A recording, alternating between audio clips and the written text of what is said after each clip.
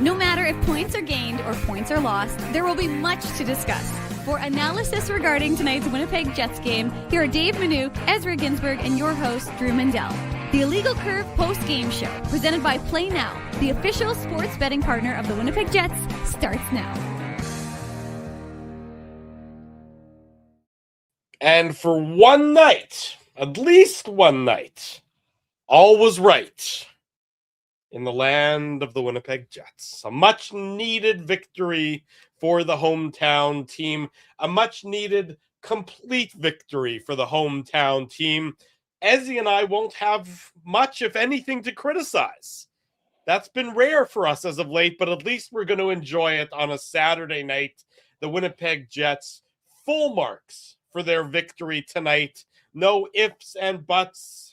Full marks for a dominant effort from start to finish. The better of the two teams against a very good Washington Capitals team. The Winnipeg Jets, 5-1 victors tonight over those Capitals. Ezra, with that in mind, and with joy in our hearts, we say good evening, Winnipeg. Good evening, Manitoba. And for all those joining us live this evening on our YouTube channel, we say good evening, universe, and welcome to the Illegal Curve post-game show. Nice to see you again, good sir. You got that hoodie right up, it's sort of like a high-necked hoodie there. Yeah, I'm representing our kids' school, Brock Gordon. Shout out to the Bears. Yeah, that's the stage in life that I'm at, Drew, that I wear my kids' my kids' school's hoodies. That's just they're like, it's comfortable. Yeah. I like people knowing, where my kids go to school in a weird way, I guess. That's great. I'm pretty sure that's exactly what no parents recommend but it's okay, that's fine. It's a great school. If people ask nicely, he will also give out his kids' social insurance numbers if you want to just completely steal their identities. That's something that he can ask for off air rather than on air right now. But I will not be giving those up. But okay. let's here. I'll try to get it back on track, because thank you. If you listen to this morning's show, you know that I took the show off track several times, which Drew can tell you in the 25 or 30 years that we've been friends, I do that almost every time we get together. Don't even bat an eye at it anymore. We'll focus on the Jets game here. Yeah. I mean, we talked about it on this morning's show. The Jets needed to get back into the win column, and boy, did they ever. And, Drew, you mentioned full marks, and, maybe if you're nitpicking, you don't like the fact that the Jets take the couple penalties late in the third period and they allow a power play goal, but the game was completely over at that point. It's 5-0. So, okay, So great. So Washington scores on the power play. And by the way, I kept thinking to myself, throughout this game, like Washington heading into the game was tied. I don't know if Carolina played tonight, but they were tied with Carolina for first in the East. Yeah. And their special teams are bottom 5. Both the penalty kill and the power play for Washington is bottom 5. Like, I just kept thinking, like, if they were just average, like, how far ahead of Carolina they would be, because that power play, like, obviously you've got Alex Ovechkin in his regular spot at the circle waiting for his one-timer, but that power play, aside from the 5-on-3, did not look good tonight. And I thought that was key for the Jets, killing off the 3 previous penalties. And you remember late in the second period when Washington went on the power play, I'm gonna have to check here who had the penalty. It was when Morgan Barron took the high sticking penalty. It was on Rasmus with about 4 minutes to go in the second period. Yeah, sorry, that was the third high sticking penalty, which is kind of rare. You don't see that many high sticking penalties for one team, but the Jets killed off the penalty, and then shortly after they scored on their power play. Gabe Velarde scored and went up 4-0. So I thought that was a real key in the game, because instead of Washington making it a 2-goal game, the Jets kill off that penalty, and then they go on their power play and they make it a 4-goal game. So that was a big turning point there for the Jets. So the special teams come through big. But, I mean, obviously, Drew, the big story is Connor Hellebuyck coming back. We didn't know if it was going to happen. Mike McIntyre was at game day skate. It was a selective game day skate. Not all the players were on the ice. Right. And very few were, in fact. Very few. And Mike said, it looks like he's going through the starters routine, but we had to wait until, he got the medical clearance and everything like that. It wasn't really until half an hour before the game started that we actually learned that Hellebuyck was going to be starting. So he was really good tonight. He didn't have a super busy night, which is perfect. Which is probably exactly what the Winnipeg Jets would have wanted, right? If you're getting Connor Hellebuyck back, the Jets obviously wanted that, but at the same time, then you bring him back with a. I mean, this was an easy victory for Connor Hellebuyck. I mean, it's a bit of a shame he doesn't get the shutout because of the late 5-on-3 power play goal that the Capitals scored. But this was an easy game for him to play. The Jets were very good in front of him. The high danger chances that the Washington Capitals had were 3. They had 3 high danger chances at 5-on-5 all game long. So to the Jets 13. To the Jets 13, exactly. 9-1 after 40 minutes. So when it comes to Sam, can you hang on as you talk? I'm gonna. Hey, hold on. I want to bring Sam in here for a second. I don't know. It is a little bit late. It's 9:00. I don't know if it's past Sam's bedtime, Drew. You have to correct me if it's past Sam's bedtime, but it still is a little bit late for an 8-year-old. No, it's not. My kids are, they tend to be up, on a non-school night. It's not an unusual time for them to be awake, but they're going to bed now. Haircut today? Sam did get a haircut today. Yeah, looks good. Yeah, you're very attentive to the length of my children's hairs. He was already a good-looking kid, but with that haircut, he looks even better looking. They are great kids. There's no question about that. They're not supposed to be live on air with us, but we will obviously, maybe cut that out, edit that part out of the replay. Of the show. It adds to the prestige of the show, Drew. Yeah, and the prestige of the show is one thing. There's again a separation of church and state. Church can be a legal curve, state can be the family life, or vice versa, is what I would say. If a legal curve is church, then yeah, I know we're all blasphemers.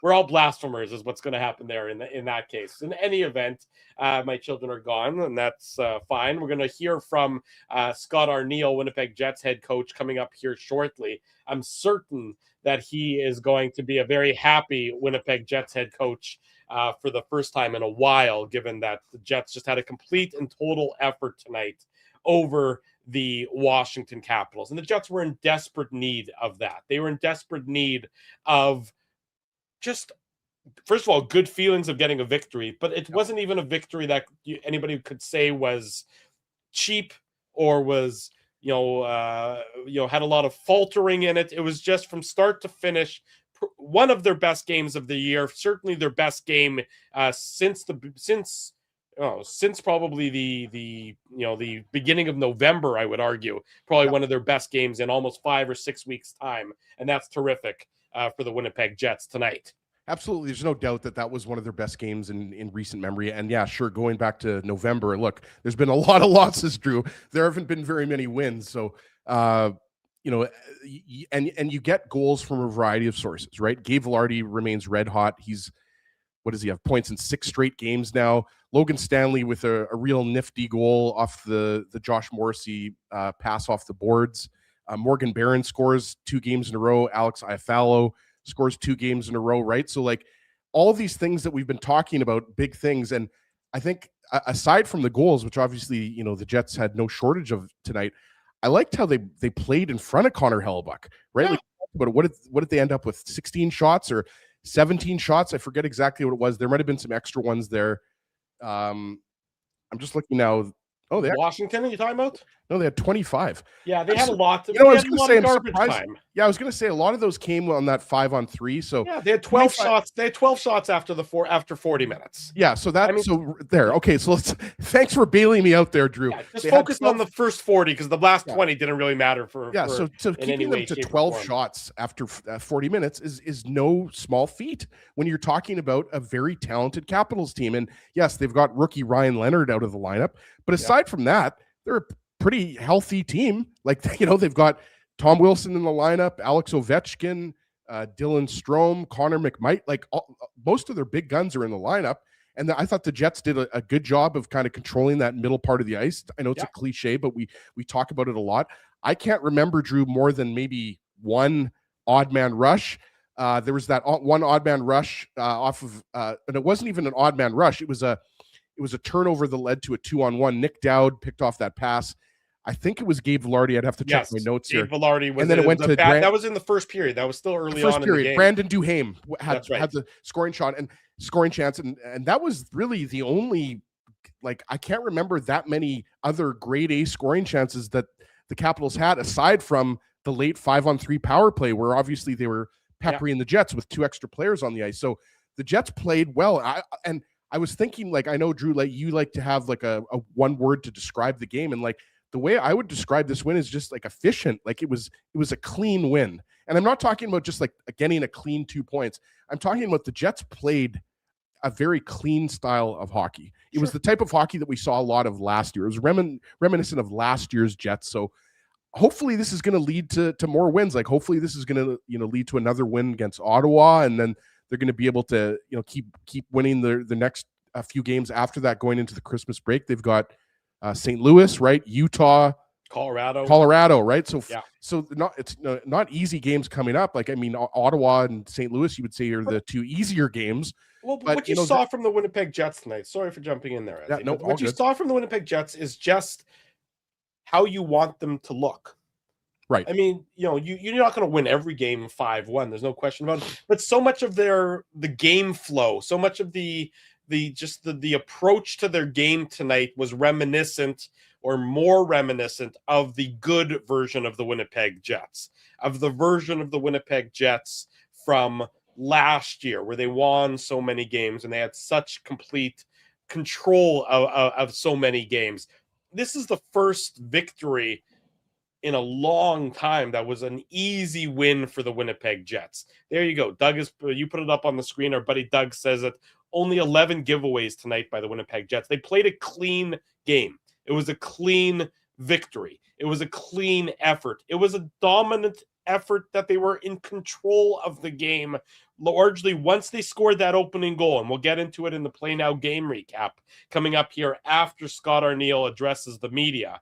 But once they got the 1-0 lead, again, they played the style that they want to play. It was a suffocating game for the Winnipeg Jets, something we haven't seen in a long, long time, but something that the Winnipeg Jets obviously need to recapture if they want to continue to try and salvage this season. And now, again, it's only one night, so if bad habits creep back in on Monday against Ottawa, we're all going to be back to being, sounding.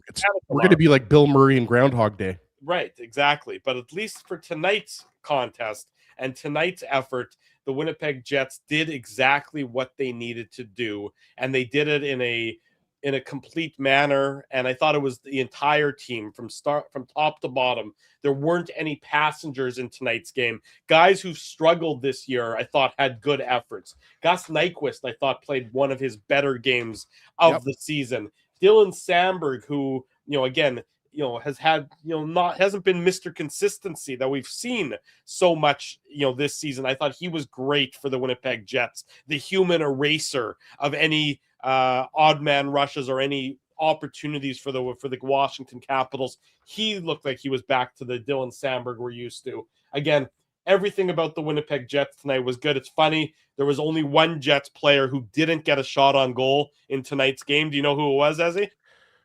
I'm just gonna guess Dylan DeMello. It was actually Nino Niederreiter, which is sort of funny, but because he played a good game. I mean, he had a good. I'm surprised he didn't get credited for a shot on goal on that net front scramble that almost resulted in a goal. Have we mentioned his 1,000th game yet? By the way, but I was going to use that as a leaping off point. But first, Scott Arneal.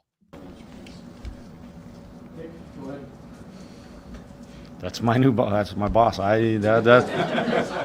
He's got to get somewhere. I think he's got a Christmas party. I think. We'll change it after the win. Just want to start with your overall assessment of what looked like your strongest game in a long time. Yeah, no, for sure it was. It was 20 guys. That was complete throughout the lineup. All 4 lines looking a lot alike. D were real solid. Obviously Helly was good when he had to be, and you're right. It was probably our best, our most complete game of the year.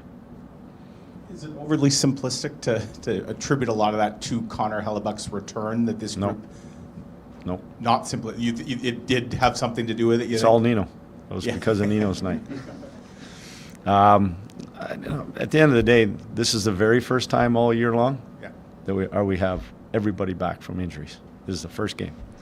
So I'd like to think that has something to do with it. So, but at the end of the day, like I said to you yesterday, you have the Hart Trophy, Vezina guy back there. There's a difference there. How big of a role did special teams play for Yeah. you tonight? Power play got on the board, looked good, and penalty kill Talked as well. about it. We looked at some stuff. Both units. We talked about our specialty teams winning that specialty team battle. It's too bad we gave up, obviously 5-on-3. But at the end of the day, I thought our penalty kill did a fantastic job against a very good power play. And then the zone time with our power play, was good, and our entries were good. And so a lot of things that we kind of talked about and looked at, the guys responded in a real good way. Start the game getting 2 penalties in the first 20 minutes, but you still only allowed 3 shots on goal. What are some things you can pinpoint as to how that was able to happen? Well, I think, like I mentioned there, we looked at some stuff, some areas that, to be a little bit more in unison. Kind of one thing about penalty kill, when one guy moves, one guy makes a decision to either be aggressive or attack the puck, or the other 3 have to be moving. If they're not, somebody gets left wide open. So I thought we did a really good job of reading off each other. I thought we did a good job on entries, getting pressure on them initially. There were some good face-offs that we won, and we got some early clears. So a little bit of a combination of everything, but you're right that if we had stressed, talked about it, you just don't want those to happen so fast like they did. But at the end of the day, it was a big boost for us as well. Lots of new looks on your line combinations in the last couple of games. What seemed to really work tonight with some of the combinations that you tried out? Like I said earlier, I think all 4 lines, zone time, they all got through the neutral zone. Wash does a really good job of clogging up the neutral zone. I thought we got through there, whether that was with possession, making nice plays, or whether that was, chipping it and going and getting it back. But the other thing, I got to tip my hat to Adam Lowry's line. They were big. They scored a couple of goals, but they did a good job against, some heavyweights in Protoss and Wilson's line. And so, at the end of the day, everybody, I thought, like I mentioned earlier, all 20 guys stepped up and did what they had to do tonight to help us win. I was going to ask Scott about your captain, because he's talked about the process to kind of get his game back, and it looked like he's maybe moving better than he has at any point this year, and it seemed like you have something there with Barron and his speed, and that's a line obviously that you could use in all situations. Yeah, again, like I said, being healthy, everybody being there, and finally, hopefully this is the start of the building blocks and gets us going, moving forward here. He's our leader. He's our captain. When he's up and running like that, he's a force. He's hard to play against. He can neutralize other people on the opposition, and so it's what he did tonight. And I just like that, kind of all 4 lines, like I mentioned. There was one right after the other. There was momentum that was being built by each line, and it carried over. I wanted to ask you specifically about Barron's goal, because it had a little bit of everything you guys have needed, starting with the battle one, a release, and exit, and speed. So, yeah, it's going on our. It'll go on our, one of our favorite list or whatever, or system video. But you're right. It started with the battle low. The wall play by Al coming out of the zone. But the big thing on the entry was a double drive. If Bear doesn't push them back with his speed through the middle, then Lau makes a great saucer pass into the middle. But we talk about double driving against teams that try to be aggressive and hold the line. I thought that that line did a really good job of pushing them back with that, and that was a big goal at that moment. You somewhat touched on it, but what about that performance gives you faith that your team's going to carry that forward? That's pretty much what the message is after the game. It's we have to do it again. We've talked about this, we've done it before, but that'll be something I'll bring up on Monday again. Reminders. Thank you. Very much. Appreciate the cooperation. There he goes, Jets head coach Scott Arneal tonight. A much relieved Jets head coach Scott Arneal, I might add. Scott Brown having to go to that Christmas party right away. That's why. I'm not sure whose Christmas party they need to get to, but yeah, that was funny. You can see again, you can tell the relief that the Winnipeg Jets organization, top to bottom, the whole organization feels on the heels of that victory tonight over the Washington Capitals. It was a complete effort. They won the battles they needed to win, is what you saw there. You saw the Jets, just a complete effort, all 4 lines contributing. Again, just looking like the Winnipeg Jets you're used to looking at. That's all that was. It wasn't anything fancy. It wasn't anything particularly special, Ezzy. It was just complete, solid, strong, smart hockey by the Winnipeg Jets. It's almost like, if this makes any sense, it probably doesn't because I'm saying it, but it's almost like they dominated in like a non-dominant way. You know what I mean? Like, and what I mean by that is like, it's not like they had one line. It wasn't like it was just the power play. It wasn't just Scheifele and Connor. It was like it was very like workmanlike. They went about their business, and from puck drop, they were the better team, right? Like we talked about it. They badly outshot the Capitals in the first period. I also, Drew, wanted to mention, you mentioned Dylan Sandberg's play. I couldn't agree with you more. I thought he was the Jets' best defenseman tonight. He led all players on both teams with 23 minutes of ice time. And the other thing I wanted to mention was the fourth line for the Jets. We've been talking about that. That fourth line, we've kind of seen it in previous games be around like 8 or 9 minutes. And this might be like hockey nerd stuff. Yeah. But I think, that line was between 11 and 13 minutes tonight. You had Taves at 11 minutes. You had Nyquist at 13 minutes, and then Koepke was at 11:48. And obviously the reason those times are different is because of the special teams, right? Yeah. Taves on the power play, Koepke on the PK, Nyquist on the PK. So I just wanted to point that out there, that I agree with what you said earlier. And I remember there was a net drive by Gus Nyquist in the second period. He had a decent scoring chance. Like, he was noticeable out there. So it's like little things like that where not only, and I agree too, and I brought up the, while I'm hitting the folks with all these numbers, the Adam Lowry, Alex Iafallo, and Morgan Barron line had 12 shot attempts versus the opposition's 6 shot attempts. Yeah. And their Corsi for was 66%. Yeah. So when you're talking about, like, that's impressive.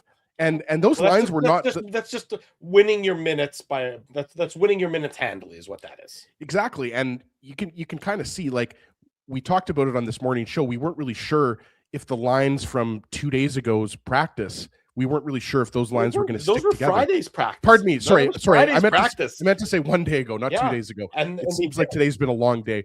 But the lines weren't the same. And you had Velarde back up with Connor and Scheifele, which is fine. Yeah. Niederreiter, Nyquist, and Nemestikov is the line that we thought we might see. And then obviously it was with Perfetti, Nemestikov, and Niederreiter. Right. And I thought that line was okay. I didn't think it was spectacular, but I thought it was okay. But certainly going back to the Lowry, Barron, Iafallo line, like, I could see that line having a little bit of runway. And then Taves, Koepke, Nyquist, like, those are all fourth line guys. Like, Taves and Nyquist, we've talked about it. Like, they've been tried in a top 6 role. It hasn't worked. If there are injuries, maybe you move a Taves or a Nyquist up, but those guys should be at the fourth line when you're completely healthy. Also, just one other thing, Drew, before I go back to you, it's pretty crazy to think that we're in game 31, and this is the first time the Jets have been completely healthy. I just thought that was noteworthy in Arneal's presser. I agree. I was going to bring that up as well. Yeah, it is. I guess when you look at it fully that way, now that you have now that Hayden Fleury is off the IR with the concussion and the flu, and Hellebuck's back, the Jets for the first time are fully healthy. Now, will that automatically result in improved results over the rest of the next 50 games? Will that stay the case with them being healthy? I mean, probably not fully healthy because we've seen the rigors of the NHL schedule, but at the very least, again, if you're the Jets and you're wanting to turn the page on a poor last 6 weeks of play, if tonight is the start of chapter 1 of your new book, then that's at least a very good starting chapter. You've hooked the reader, if you will. The prologue of the book has been very interesting, and now it's up to the Jets to write the remainder of the chapters over the next weeks and months. My daughter just finished a Babysitter's Club book. Oh, Babysitter's Club books. Those are legendary, classic, good reads for all ages. So, yes, you can't go wrong with the Babysitter's Club books. Hopefully she was able to explain the plot line to you, because I know that sometimes she was like, Dad, there's pictures. So she was like, I know you're not going to understand the words, but here, look at these pictures and maybe you can figure it out. I kid. I know I love you. Let's get into it. It's the Play Now game recap here on the Illegal Curve Postgame show. The Play Now game recap. Don't bet on illegal sites. Bet with Play Now instead. Manitoba's local, legal, and secure gambling site. Play Now wants to send you and a guest to Toronto for a triple header to see the Jays, the Raptors, and the Leafs all in one epic getaway. Learn how to enter at playnow.com. Official betting partner of the Winnipeg Jets. Conditions apply. 18+. Enjoy responsibly. Low event start to the game is how I would describe it. That first period went very quickly. By and large, the entire game was a pretty quick, well-played game. Not a lot of whistles for a lot of tonight's contest. Low event to start. The Jets do kill off those two early power play opportunities that the Capitals had. Mark Scheifele takes that high sticking penalty 7 minutes into the game. The Jets do a good job killing it off. Jonathan Taves takes a high sticking penalty. I guess we should, before I get to the Taves one, which the Jets, of course, killed off, the Jets do open the scoring. It's just after Scheifele penalty expires. Let me do some quick math here. 23 seconds after it expires. Logan Stanley. Who else? Who else is going to score for the Winnipeg Jets? It's kind of amazing that a guy who had one goal in each of the last 5 years total, not total, but each season, now has 5 in 31 games this year. Did you see James Duffy's tweet about Logan Stanley? Yeah, well, it's because the Jets. It was funny. The Jets, every time Logan Stanley scores, the Jets social media staff tweets at Duffy. And so, for those who missed it, what Duffy did is he sort of quote tweeted the Jets tweet, scratched out McDavid's name on the Team Canada roster, and penciled in Logan Stanley up top there. Instead of McDavid. Pretty funny by our buddy James. Writing and acknowledging this ridiculous heater that Logan Stanley has been on this season. This one. First of all, he's net front, which is weird. You don't expect it to be.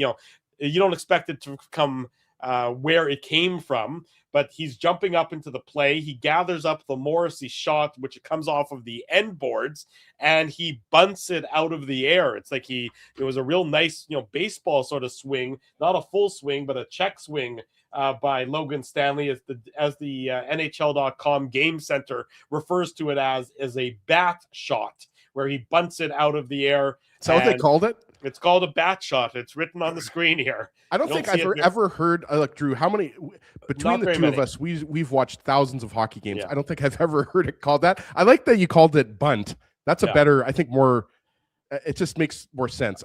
Just a bat shot doesn't. It's a weird descriptor. I would agree with you there. But in any event, it goes behind Logan Thompson. Logan Stanley is active. He's jumping up. He's playing confidently. The Jets get the 1-0 lead shortly after they kill off that penalty. So again, you do well on your defensive end, on the defensive side of things. And we talked about that this morning on the Illegal Curve Hockey Show, that the Jets' success needs to start with strong defensive play. You saw that in tonight's game. You saw that on this penalty kill as they kill it off successfully. They transition the puck up the ice. Scheifele, Morrissey, they're moving the puck well. It's a point shot. Morrissey gets it into the Mesnikov. He gets the shot initially on Thompson. Then Scheifele gathers up the rebound. And then Morrissey misses, but Stanley's there to deposit, to bat it in, if you will, to bat shot it in and give the Jets the 1-0 lead halfway through the first period. Well, we've talked about it before with Logan Stanley, right? Like, he's the type of guy that that the Jets coaching staff, I obviously don't know this. I haven't talked to Scott Arneal about this personally, or anybody on the coaching staff personally, but I think, they would agree that, if he sees that opening, then you take it. And Alex Ovechkin is the player that's supposed to be spying him, right? If you want to use a football term, like, it's Ovechkin who's there. And I think Stanley acknowledges the fact that the Capitals are kind of standing around and Ovechkin's not really paying attention. So Stanley sneaks in behind Alex Ovechkin, and Morrissey puts the shot on net, or the pass off the boards, and then he goes in there and he bunts it in, right? And at first I thought that Morrissey just missed the net, but then the second and third and fourth times I watched it, I'm pretty sure, and I might be wrong, I think that Morrissey purposely did that. Like, he didn't have the shooting lane, so he sends it in deep, and it comes off the end board. I think he saw that Stanley was going up there. Well, I might be wrong. I mean, the only person that has that answer is Josh Morrissey, but it worked out perfectly. So full marks to Logan Stanley for creeping in behind Ovechkin there and jumping up into the play and opening up the scoring. Yeah, opening up the scoring is right. The Jets then make it 2-0 before they first have to kill off another high sticking penalty. So it comes 46 seconds after Stanley scores, Jonathan Taves takes a high sticking penalty. The Jets kill that one off. The penalty kill, I know they give up the 5-on-3 goal late in the game after the game was all said and done. But the penalty kill for the Winnipeg Jets was very good. The power play for the Washington Capitals looked relatively awful. Yes. So there's a reason why they're 27th or whatever they are. You do have to say both. You can't say that but the Jets, at least, you know what? They did their job. So often as of late, we've seen them give up a power play goal at an inopportune time. Maybe even to some struggling power plays, but not tonight. The Jets PK was very active. It was engaged, I thought, at all the right times. It had some really good reads, solid and not scrambling.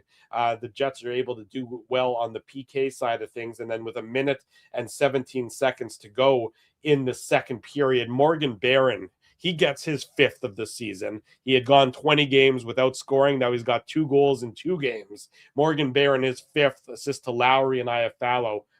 Everything you love about everything you want to see from the Winnipeg Jets, you see in this goal. Go back to the start of the play. It starts 200 feet away from the Capitals net behind the Jets zone. Neil Pionk wins a puck battle. He brings the puck over to Dylan Samberg. Samberg gets it up to Iafallo. It's a clean breakout. The Jets, it's 3-on-3 at this point in time, but Iafallo is able to make a really nice pass over to Adam Lowry, and now Lowry's coming in. Morgan Barron's driving hard. He's got an angle towards the net. He's got body positioning. It's now incumbent on Lowry to get the pass over to him.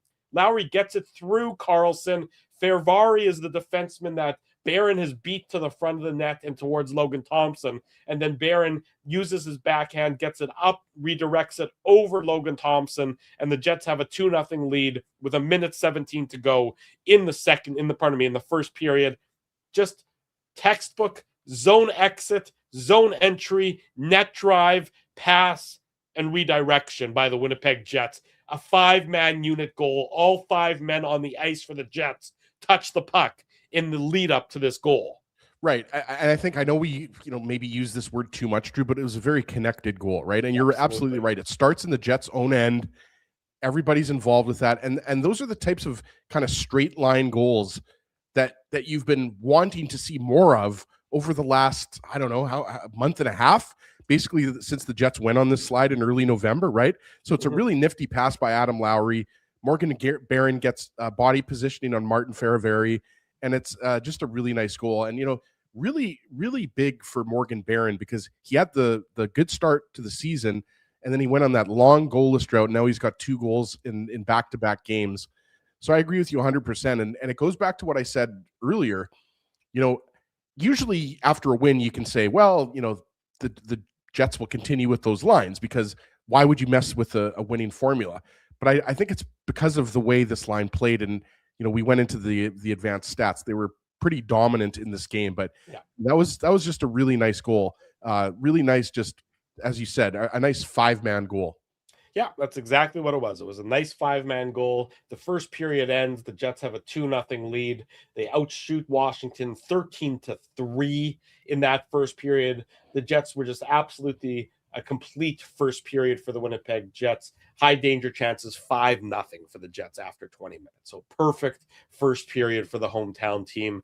Couple penalties killed off. Obviously, you'd rather not take any, but they just swallow up the Washington Capitals. And then the second period starts, and you're expecting a bit of a pushback from the Capitals, as you would come to expect. They're a prideful team as well, but the Jets do a good job of sort of weathering. I wouldn't even describe it a storm. A storm would be too strong of a word to describe Washington's play, but at least a better start to the period by the Washington Capitals. And then the Jets get their opportunity, and they make no mistake on their opportunity. It's not a pretty goal. It's not anything that's going to be written about in textbooks for years to come, Ezzy, but it's just not like this show, right, Drew? Right. This show is going to be studied. I'm not going to sure it's going to be studied for good reasons or for bad reasons, but it's going to be studied. No question about it. But again, this is the kind of goal you want to see from a line like Barron, Lowry, and Alex Iafallo. It starts with a face-off win, and then Alex Iafallo beats Tom Wilson to a loose puck. It's a puck battle win. Then he throws it on net towards Logan Thompson. You see Morgan Barron there. He's causing chaos. It's just what you want to see. It's about outworking your opponent. That's what the Winnipeg Jets did on this one. They get a favorable bounce. There's no question about it. It goes in off of Justin Sourdif, who I apologize if I'm mispronouncing his name.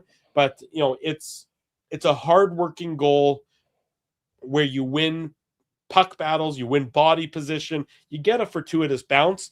But, the old expression is you make your own bounces. Well, the Jets deserved a fortuitous bounce because they've been playing the right way. And all of a sudden, their 2-0 lead is an early 3-0 lead. And now you're in control of the game. It's one thing to be up 2-0 when there's still, 40, almost 40 minutes to play. It's a whole other thing to be up 3-0 when there's 36 minutes to play in the game. Yeah. And, you mentioned that the puck ultimately goes off of Justin Sourdif. And he's a rookie. He's actually been... they've been very happy with the way he's played in Washington, but he's a rookie, so he's not. I think they said they acquired him from the Panthers from Florida, for a second and third round pick. So he's going to have a pedigree of some absolutely, event. Absolutely, and it's so you could say the Jets get a lucky bounce, but like you said, off the face-off, Alex Iafallo beats out a big man in Tom Wilson, a man who is being talked about as potentially on Team Canada at the Olympics. Mm-hmm. If the NHL participation in the Olympics, I'm going to keep saying that, Drew, by the way, just as an aside, I think it'll still probably happen because I don't know if you saw Chris Johnston's article in The Athletic. There's similarities between what's happening here and Torino for the 2006 Olympics in Italy. But based on what I saw from Drager's video of the arena, I was getting Fire Festival vibes from that video. So again, back to the goal, Tom Wilson, who's being considered for Team Canada, Alex Iafallo beats him in position, and Morgan Barron goes to the net. And like you said, if you score pretty goals like they did on the Jets' second goal, great. But that's not what you're expecting to happen most of the time. Right. The goal that we saw on the third goal, that's more of the type of goal. Like this is your third line. This is a hard-working line. This is a line that's got size, it's got speed. Go to the net. That's what Barron does there. He causes a little bit of commotion. Maybe he doesn't necessarily directly result in the goal, but he's where he has to be. Okay. And that's why I think that's what you saw out of this line. I think what you saw out of the line is similarities to what you saw out of Niederreiter, Lowry, and Appleton last year. I think that's why I think Scott Arneal I think that's what he's looking for. At the end of the day, I know we talk a lot about, four lines, doesn't really matter which line you call which, but you obviously have to number them and they get numbered based on ice time. But that Scott Arneal and the coaching staff, they're still looking for, okay, if your second line is still not clicking, at least you got to have a solid third line. And if you don't have a solid third line, then you got to have a solid fourth line. So I think as of now, Scott Arneal may have found something there. And who knows, Drew, maybe Nino goes back to the line with Lowry and you see Niederreiter, Lowry, Iafallo, and then maybe you see Barron up the middle on the fourth line again. Nothing is set in stone here by any means, but I think not only the way these guys scored 2 goals, but just the way they played throughout the game, I think is very positive. It makes you think that, this line is going to get some future games together. Yeah, look, based on tonight's performance, I'm pretty sure Scott Arneal is going to more than likely roll out with the same group again on Monday night against the Ottawa Senators. Because, again, if you can start to generate some consistency and some productivity from all of these lines, the Winnipeg Jets will be in a far better place. 3-0, 3 minutes and 39 seconds into the second period. John Carlson takes a tripping penalty. The Jets get their first power play opportunity of the game. They don't get anything on that one. Morgan Barron takes a high sticking penalty. The Jets really looked like they almost going to get a shorthanded goal. Adam Lowry had that great opportunity late in that second period. There was also the opportunity when Kyle Connor came in on a breakaway. I mean, the truth is 5-1, and the Jets they left some goals on the ice in tonight's contest. Logan Thompson kept it respectable, Drew. Yeah, this could have easily been, 6-7 goal. Yeah, easily. It ended up being a 5-1 win, but at that point in the game, they could have easily been up another couple goals. So you're right. Kyle Connor has the breakaway.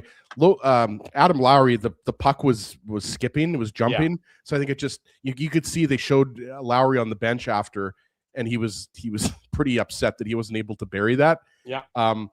But the point is that they got some saves from Hellebuck. He didn't need to make a lot of saves, but in that second period, they didn't take the foot off the gas. And that's what I was the most curious to see, because we've seen it too many times this year where the Jets have a 1-goal lead or a 2-goal lead, and they let the other team come back, tie the game up, maybe even, go ahead. But the Jets were focused tonight. And that was, again, it's a cliche, but this was a 60-minute effort. The Jets were the better team from the puck drop to the end whistle. And really the only time there was a scare was that 5-on-3, and that was a meaningless goal at 5-1, right? So I agree with you 100%. And we talked about the special teams also, even though let's talk about the Jets power play goal. Sure. So we talked about the PK being successful. The Jets get a power play goal as well, something that's been hard to come by as of late for this Jets team. And again, it's a beautiful one.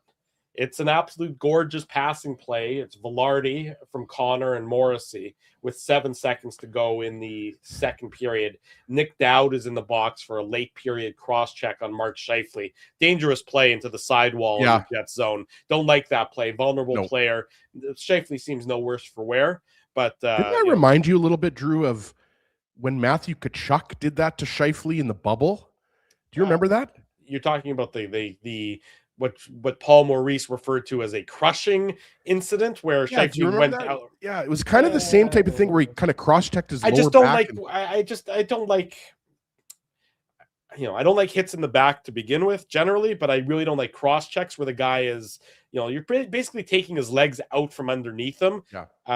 It's almost like a slew foot in a way. It's that kind of thing. Similar result. I don't love the hit.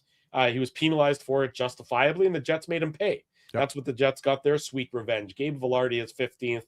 Connor and Morrissey the assist. I mean, again, watch the goal. Watch the zone entry. So it's 5-on-4. Connor, clean zone entry, finds Velarde on the right side of the ice. Velarde takes the puck back to Morrissey. Morrissey over to Cole Perfetti.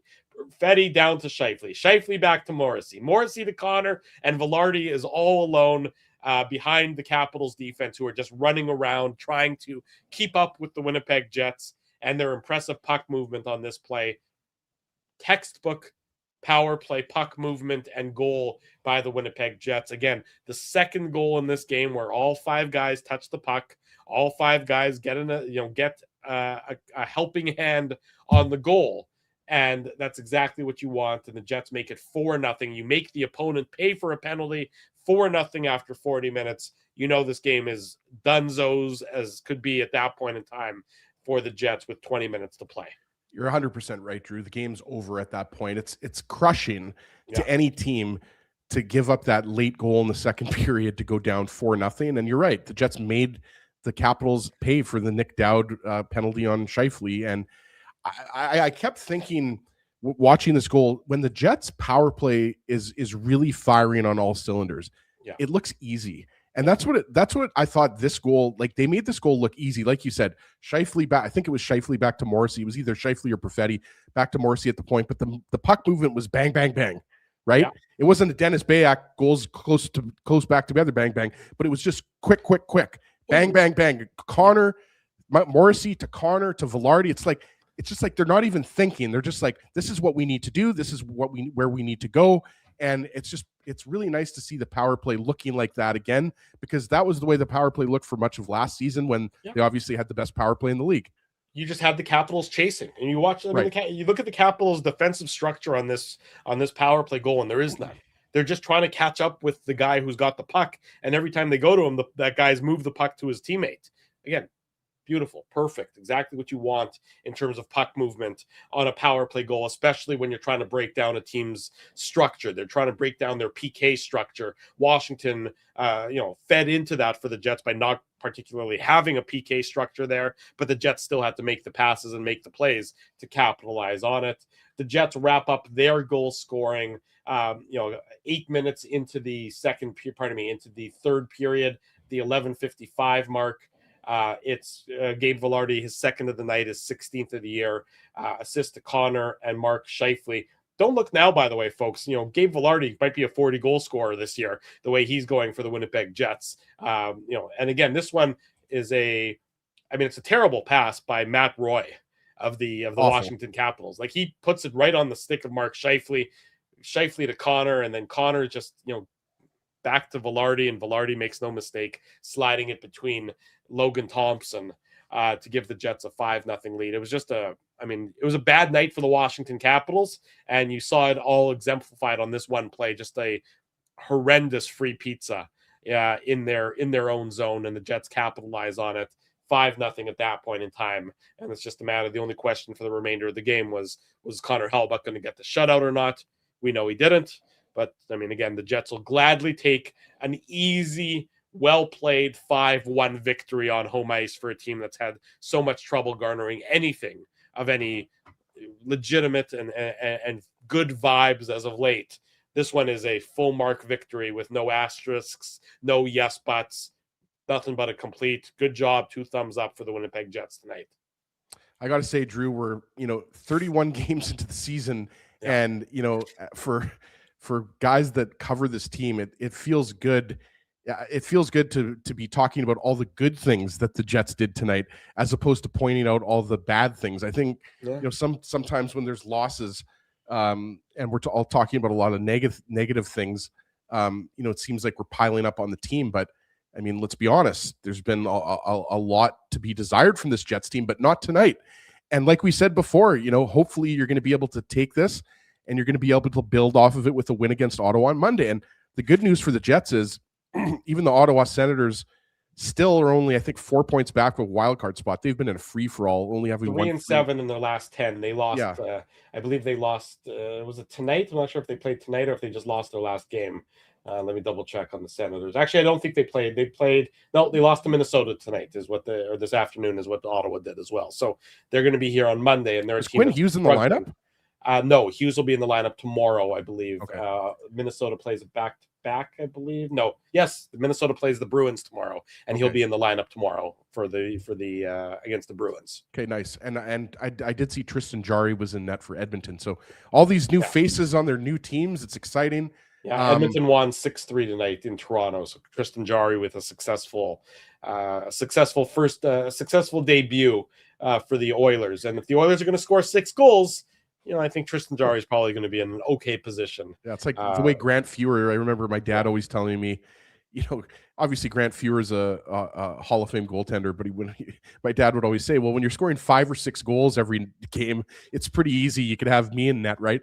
But nice for Tristan Jarry to get his first win, but also nice for the Jets to get their win on Nino Niederreiter 1,000th game. And that's one thing I wanted to mention, Drew, because I think we're probably going to go to break right away. But I wanted to give a big shout out to the Jets production team. They did a great job. Our buddy Kyle Balhari and everybody that's involved with True North, like seeing Nino Niederreiter's family there. And by the way, the fact that I know Roger Federer is friends with Nino Niederreiter, but to get Roger Federer in that video, like that's huge. Like you're talking about, that's one of the biggest sports stars of all time. There's not lots that makes me go, whoa, but when I was watching the tribute video, and thank you to the Sportsnet crew and the Sportsnet broadcast for showing the pregame tribute in its entirety. Yes. Credit where credit's due on that one for them having done so. But when Roger Federer came on the screen, I an audible whoa. He's one of those. First of all, he's one of the classiest athletes of all time, if not the classiest. He's the guy. Again, if you want to, you can say Nadal, and I have time for Nadal being your GOAT, but Federer would be my GOAT when it comes to tennis as well. But and when you see him on the screen and you're okay, whoa, there's Roger Federer. That's that makes it feel even more big time. They got Nick Ehlers in there. Like there was just they got Nick Ehlers, they got Roman Yossi. You knew they'd get those guys, and you knew they'd get really Nino's family. Yeah. But then to get Roger Federer, I don't know how you get Roger Federer to do anything, but it's kudos to them for getting it done. Again, I'm not a skiing guy, but it sounds, I guess they had the world's top downhill skier on the ski lift, giving tribute to Nino Niederreiter as well. I guess he's Swiss. I'm not sure if we have any skiing fans who can educate me, but that was another sort of world champion. Drew, we live in Winnipeg. There's not much skiing here in Winnipeg. Not a ton. Not a big ski guy. Not doesn't capture my fancy. But again, kudos where kudos is due. They made that a special night for Nino Niederreiter. Absolutely. And any NHL player, 1,000 games. This is not an easy league to play in for 1,000 games. So you want that night to be as memorable as it can be for all the right reasons. And the Winnipeg Jets, their PR team and their video team and their production team did their job. And then the players themselves did their job as well to make it, I'm sure, a night that Nino Niederreiter, when his career comes to an end, whenever that's going to be, will look back on very fondly and say, that was one of the most special nights in my career. So kudos to them all for having done that. Big Jets victory tonight, 5-1 over the Washington Capitals. We'll come back with more of the Illegal Curve post-game show, more on the Jets and the Caps. We'll see if there's anything interesting going around the league that we can also talk to you about. Don't go anywhere, though. I'm here. Ginsburg's here. He even guaranteed this victory for the Jets, and he's right, folks. So don't go and start stockpiling your cans for the apocalypse just yet. We have a few more minutes of the Illegal Curve post-game show still to come.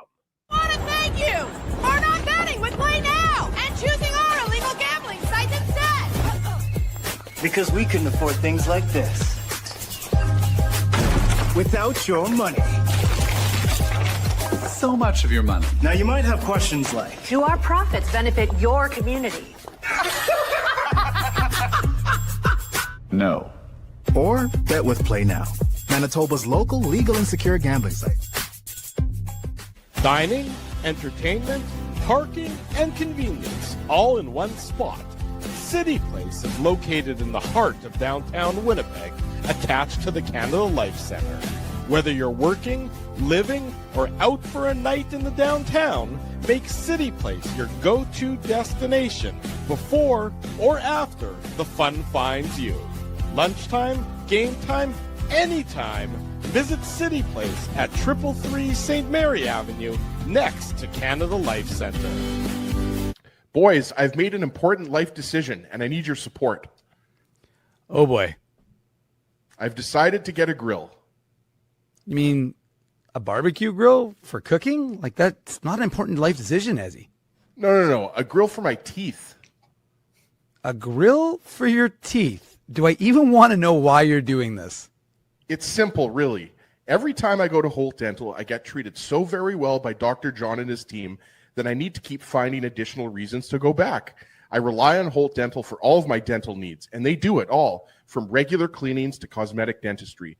Plus, they have free parking at their front door, and you know how much I love my convenient parking. For all your dental needs, Illegal Curve recommends Holt Dental, conveniently located on Taylor Avenue near Grant Park Mall. For more information, visit them online at Holt Dental. Guys, big news. You know how I'm always misplacing my cool stuff? Well, Big Daddy has a new hobby, labeling. Labeling is your new hobby? You got it. Ever since I discovered Label Daddy's washable labels, I just can't stop labeling.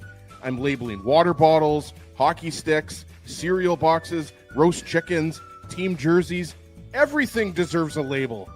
I can think of a label or two for you. Best part is that Label Daddy is the only label company officially licensed by the NHL. So my labels are personalized and can have the Jets logo on them. Just search NHL on the Label Daddy website. For almost 2 decades, Label Daddy has been helping people to not lose their stuff. It's the most affordable insurance policy around. For customized, washable, peel and stick labels with no ironing or sewing required, visit labeldaddy.com and search NHL for the label pack belonging to your favorite team. For over 40 years, Rumors Restaurant and Comedy Club has been Winnipeg's home for stand-up comedy. Renowned in the comedy world as a must-play venue, Rumors has recently been named Canada's top comedy club and a top 5 comedy club in North America. From birthday parties to date nights to fundraisers, wedding socials, and everything in between, Rumors is your destination for the best live entertainment Winnipeg has to offer. For information on upcoming shows, Rumors' incredible promotions, and to purchase show tickets, visit rumorscomedyclub.com. At Boston Pizza, a fast lunch doesn't have to mean fast food. Now you can get a $15 lunch served in just 20 minutes, including your choice of a main, side, and drink. That's right, lunch for $15 at your local Boston Pizza. 5 minutes before 10 o'clock. Welcome back to the Illegal Curve post-game show. Busy day of Illegal Curve broadcast. Of course, we started this morning with the Illegal Curve hockey show. We're going to wrap it up tonight with the Illegal Curve post-game show. We're thrilled that you've been able to be with us for one or either or both or neither. But if you've been for neither, that's wrong of you. So you should be back for both. Get that? I don't think I got that. I definitely did not get that. Sorry, I was trying to update the chat and it's I like to. I'm trying to focus on the show, but I also like to see what's happening in the chat. Manuk does. Again, you focus on being Ezzy. I focus on being Drew. Manuk is the one who always gets distracted and is trying to multitask, and he's trying to tweet, and he's trying to Reddit, and he's trying to Blue Sky, and he's trying to HF boards, and I don't even know what the heck else he's trying to do. I'm amazed he's not. What is it? Discording? Isn't that what the rest of some of you do in the chat? You don't Discord. Remus has set up the Winnipeg Sports Talk Discord. Yeah, I don't know what a Discord is. I don't have the bandwidth to try and figure out Discord what a Discord is, but I would say Discord is like just a bunch of different like I might be butchering this, but it's like a bunch of kind of different chat rooms. Like at least the one I'm in is just a massive chat. It's just like you Discord as well? I Discord a little bit. Well, look at you! You look at you Discorder. We've You're got a dirty dog Discorder, aren't you? Look at you! You sandbagging son of a gun. Exactly, you motorboating Discording son of a gun. That's what you are there, Ezzy. Yeah, I'm just trying to keep up. Like, it's funny. Like we've joked with Dave about Blue Sky and Threads and everything like that. Like, how many different social media networks can you keep up with? And then he gives me grief. He's not here to defend himself, so we can run the bus over him. And then he gives me grief. He's like, you could really, my tweets or the Illegal Curve account tweets on Threads could use a retweet from you.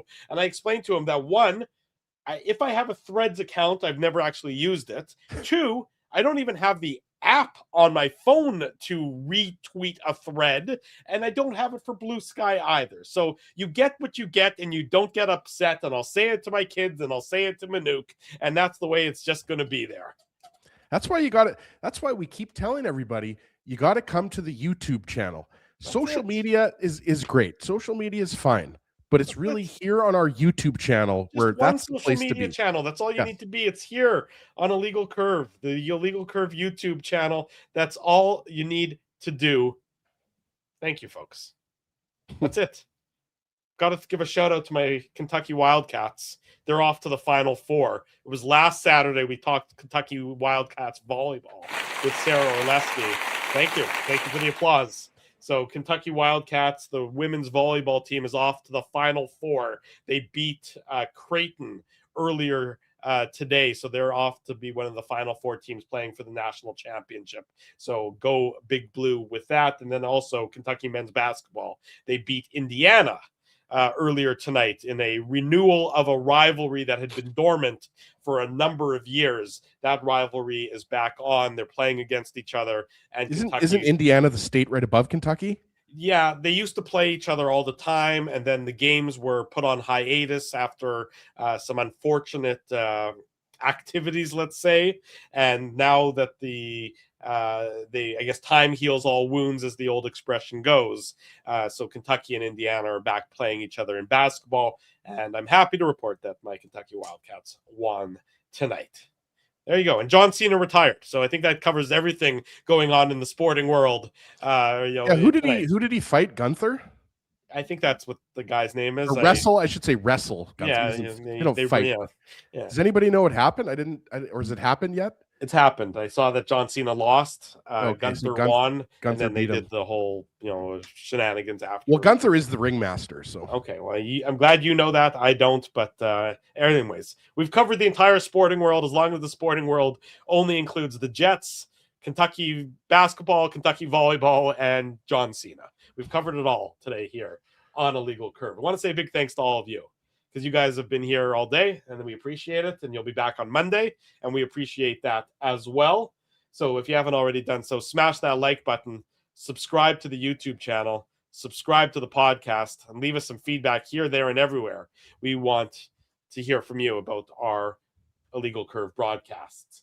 Big thanks to all the sponsors of Illegal Curve who make the post-game show, the Saturday show, and the website a possibility. That is our friends at Rumors Restaurant and Comedy Club, Play Now, Holt Dental, City Place, Wheatland Hockey. Didn't mention Wheatland Hockey. Thanks, Doug. I see you threw it up there. I'll throw their image up here on the screen if I can get it up in time. Our friends at Wheatland Hockey, as we've talked about for so long now, they are building skills, character, and excellence on and off the ice, a fresh approach to youth hockey and development. There are plenty of candidates for the Wheatland Hockey Heads Up Hockey Play of the Game. Wheatland Hockey is proudly serving Winnipeg, Manitoba, and the surrounding areas. Check them out online. They're on the socials, so check them out on the social medias as well. But wheatlandhockey.ca, there's a program for absolutely everyone with our friends at Wheatland Hockey.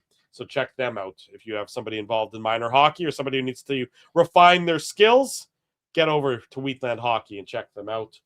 Have to also mention Label Daddy and our friends, of course, at Boston Pizza as well. Support these fine businesses because of their continued support of Illegal Curve Hockey. Ezzy, thank you, friend.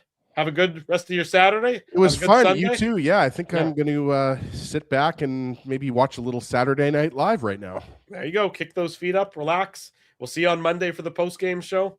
Yep. Thanks, everyone, for that. If you haven't already done so, like I said, smash the like button. Keep it locked to illegalcurve.com. It's an off day for the Jets tomorrow, so don't expect much news along the Winnipeg Jets front. But the Moose are playing tomorrow afternoon, so if you're keeping an eye on the Moose, Dave M will have them covered in its entirety. We love you all. Thanks, everyone, for joining us. Until Monday night at around, I think it's a 6:30 start for the Jets and the Senators, so about 9 o'clock or so for postgame. We'll be back around then. Until then, we wish you good night and good luck. Thanks for watching, everyone. This has been the Illegal Curve post-game show.